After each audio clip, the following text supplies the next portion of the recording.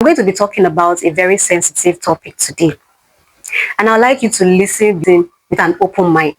Yes, so I need you to be open-minded while you are listening to this topic because it is sensitive, and I wouldn't want to come off as somebody who is judgmental, but I also need to pass this message. And just so you know, this is my opinion. Yes. So I'm talking about your work or your business versus your children. And I'm going to be sharing some stories to buttress this topic so that you can know from what angle I'm coming from. And before I go into the real topic, I saw a video somewhere and the person said, let's normalize not having an opinion about the things that we don't really know about. So I may not really know about what I'm about to say in terms of the stories I'm about to share. Okay, I don't know the deep parts of that story. I'm just going to be sharing what I saw on the surface and what I think about what I saw. So that if you are probably on that route or you're on that road, you can make adjustments. And I'm not coming off to you as a perfect human being. I'm learning every day, but I'm saying some things. I'm seeing those things that I believe can change. Even though I may not know the backstory to that, but I'm just sharing in general, my general opinion. So your work or your business versus your children. And I will start with the first story. On my street, there's a particular school on my street, and it's an average school. No, it's actually not an average school. It's school for the lower class. Let me put it like that. And I actually advocate that you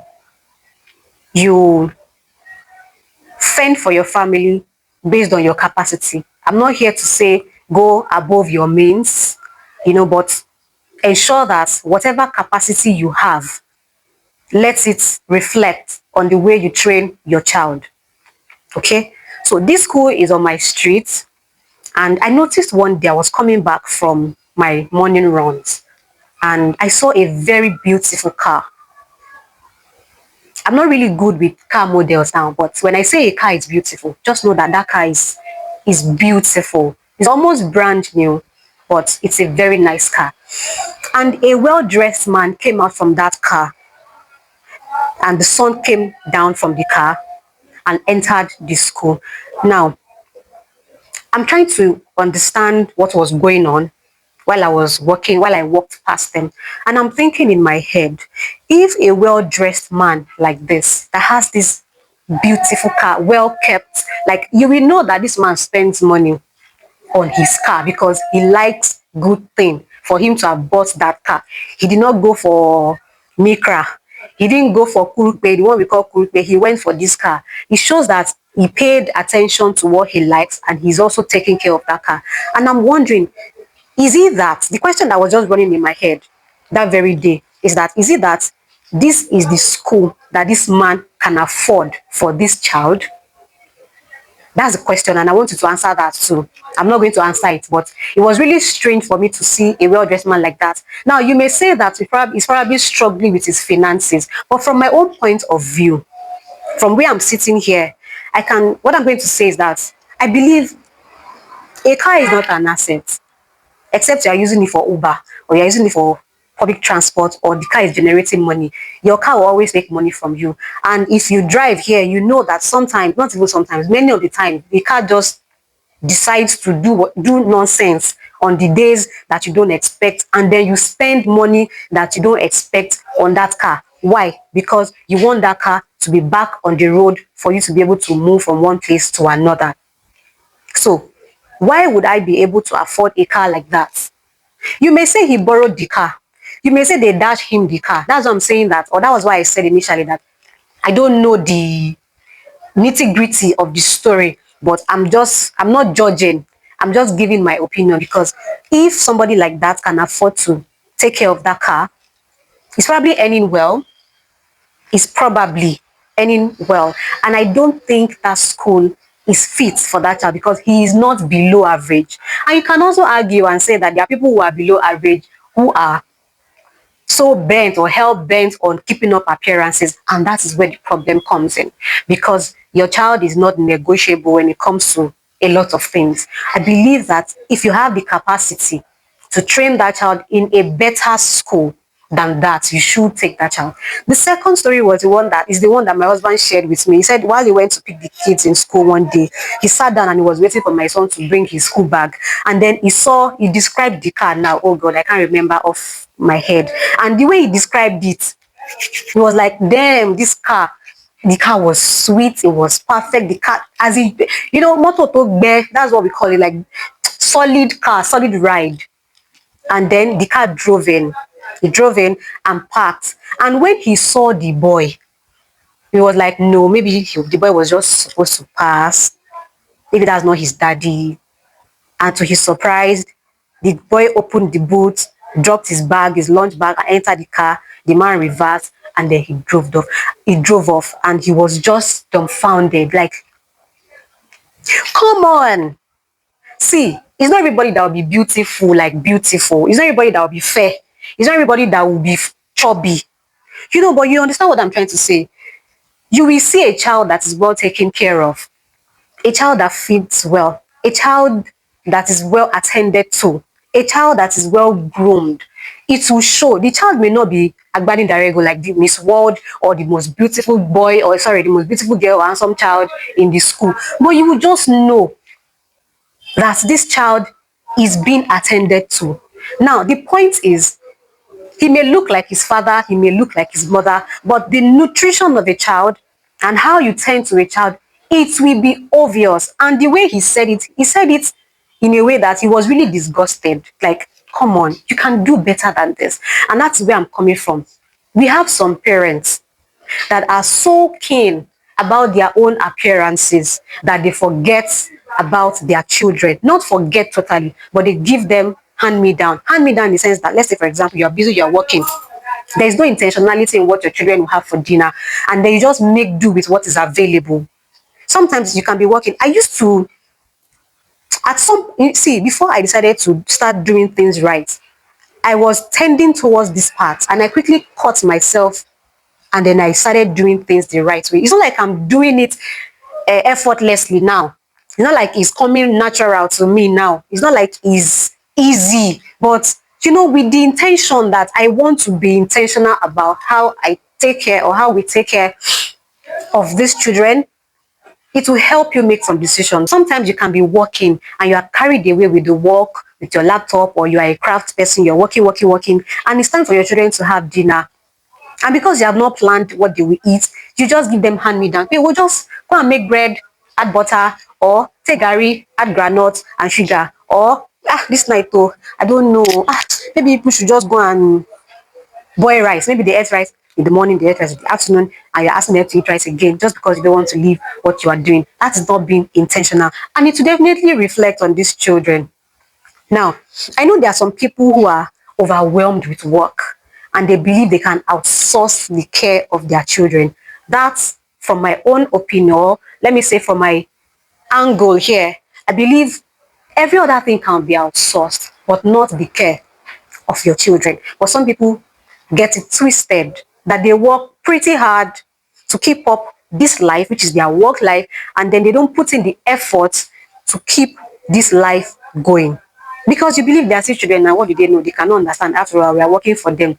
What is the point when you come out looking, and I see this on Sundays, you will see a well-dressed woman looking pen, take away, breathtaking, head turning, and when you see the child, by the way, kudos to mothers that are trying everything in their power, including fathers too.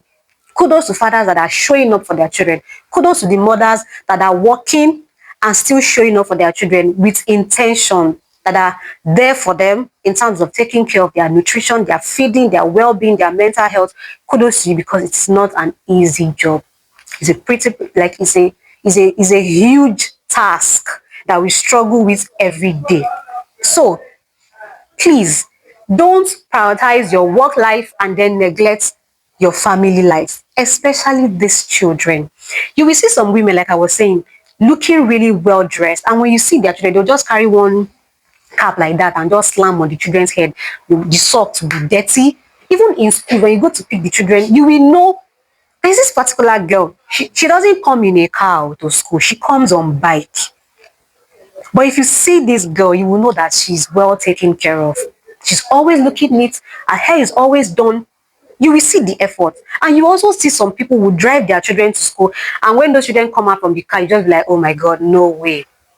But you see the mothers, their nails are well, I'm not saying don't take care of yourself. I will not say that. However, you already know what you're getting into. The very day you decided to say, I do, you know that it comes with a lot of responsibility. And that is why juggling it is difficult, but we can actually make that effort. Now, when I was at home, working from home, I experienced this a lot and I did not like it. And I made up my mind that it cannot continue. I would work in the house, I would forget to eat, I would just give my children whatever I see. And then one day I just decided that this is not going to work for me. So when we decided to launch out to have a place where we produce, we started with staff immediately.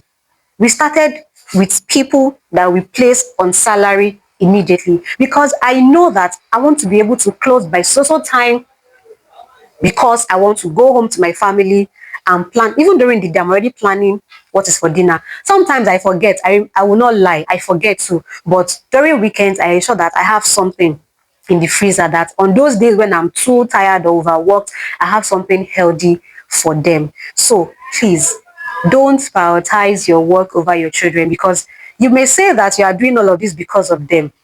But what is the point when you have amassed everything? Just like the Bible says, that what does it profit a man that he gains the whole world and loses his soul? It applies to this one. What will it profit you when you have worked so hard because of the children, and then at the end of the day, while they are growing up, they didn't get the desired nutrition, and by the time they are turning 12, 13, 14, and they are going into their teenage years, you are not available for them. Those are the children that you will see that will start throwing tantrums to get their parents' attention. You want to balance it. And somebody says something about work-life balance is a myth. So that person, it may be a myth. He or she may have her reasons. But to me, I believe if you cannot have 100% of both, at least try your best to do all you can to have a good number of percentage on both ends. Don't give your 100 to your work life and give 25% to your children. It's not going to end well. You will not like the way they look. Sometimes I see some people making a lot of money. Money is not even the problem. It's the time that you don't have. Imagine working so hard. You're always busy. You have the money, but you don't have the time to even cook a healthy meal for your child. You just let them, or sometimes when you want to dish their food, you just dish something, splash the food on the plate, just throw it to them on the table, go and sort yourself. You will be surprised that some children bath themselves from age of 4. Why? Because, I want them to start early. A girl child who baths herself from age 4 will have vaginal odor, because that child is still small. She cannot wash her private parts properly. She still needs her mother to bath her up until when you know that she's able to do it herself. Even while she's doing it herself, there are days where you will still say, come, let me check your teeth. Okay, tomorrow I will brush your teeth for you myself. Or this week I'm brushing it for you myself. Let me check. You will know. If you're not close to those children, you will not know. But if you are close to them, you understand how they feel. Sometimes my daughter just wants to cuddle. She's a hugger.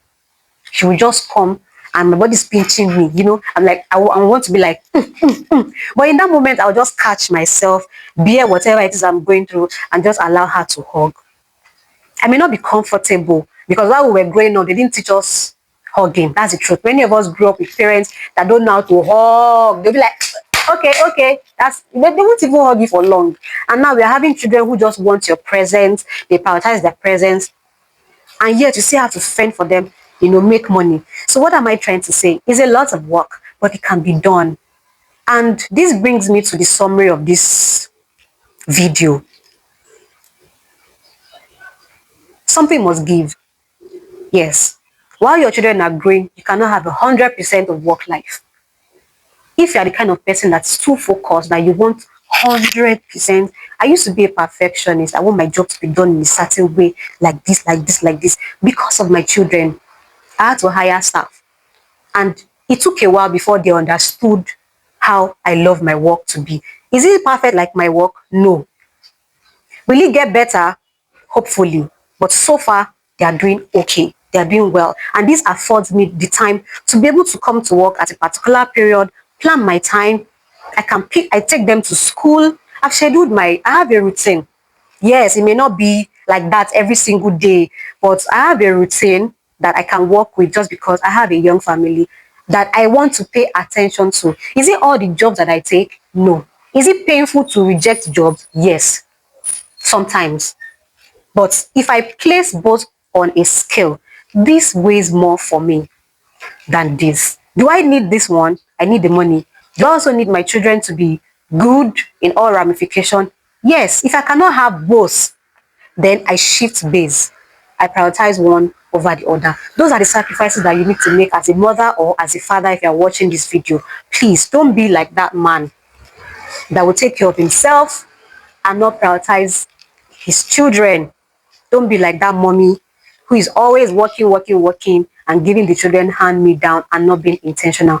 Be the kind of person or the parent who the children will remember when they grow up and say, oh, indeed, God blessed us with good parents. And that reminds me, there was this man that came to pick his children one day. You will know that he doesn't come to do school runs. He was angry because the child, I don't know where the child went. So he was just going up and down. He couldn't find the child and he was making calls. Go and call the person now. Call anybody in 5 minutes. If she's not here, I'm gone. My husband was telling me that he was just doing like this for him. You don't know children. You will know that he's not used to it. Be used to it. Please let daddies go for school runs. Let them go for PTA. Let them do more. And for the mom too. I know you're trying your best, but there's always more to be done. Thank you so much for watching this video. Please feel free to reach out to me through that WhatsApp number in the description box if you want to book a one-on-one with me. And don't forget to subscribe and share this video to somebody who may need it. So thank you for being open-minded, and I'll look forward to seeing your comments if you have any questions. Till I see you again, bye for now.